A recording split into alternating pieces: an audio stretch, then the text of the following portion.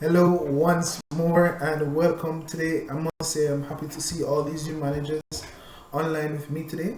And today what I want to talk to you about is a theory that I think you'll find interesting. It's called adaptive leadership, right? And as the name suggests, it's about how leaders, try to encourage and motivate, mobilize their team, right, to face challenges. And that's what I want to talk to you about today, the adaptive leadership model, right? And the model really focuses, it has three areas. It focuses on three areas. One are the situational challenges, which I'll be going into today with you. It talks about leader behaviors as well. There are six leader behaviors, and I'll be speaking briefly about three out of the six. And then it talks about the adaptive work that is required by you as leaders to ensure that you get the best out of your team. Now, the situational challenges, right? As I mentioned before, there are three.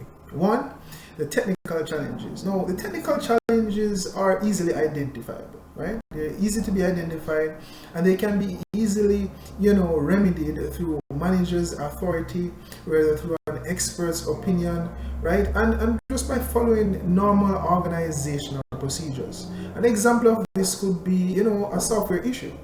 And you can, as a manager, as a leader, you can identify that issue based on the issue that's happening in the team. And you can, based on the procedures, get in contact with the provider of that software to make modifications to fit the specifications of the team.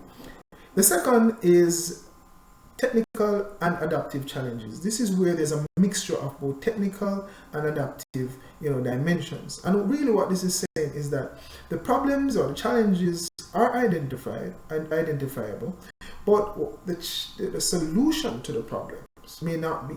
And that requires both leader and the members of the team to work together. And now an example of this could be, skill development.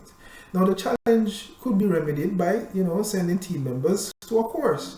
However, to ensure that there's continuous development and to have a mindset that will require change within the team members and to adapt to this new concept.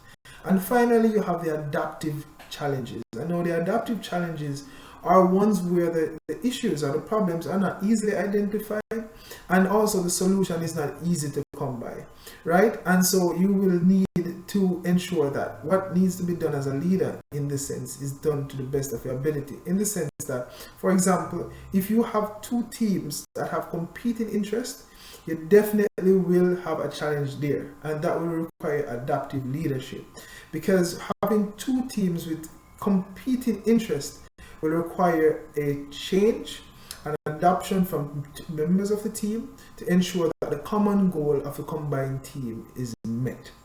Right? So those are the three situational challenges. Now I'm just going to speak briefly on the three leader behaviors. The first one is get on the balcony.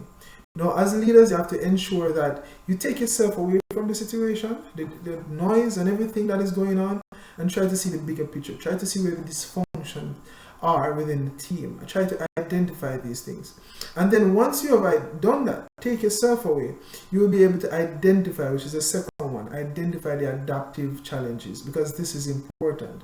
Not to identify the technical challenges, but the adaptive ones. As I mentioned before, this is about adaptive leadership, okay? And so you have to ensure that the correct leadership strategy is applied so as to avoid maladaptivity, right? You want success when it comes to this.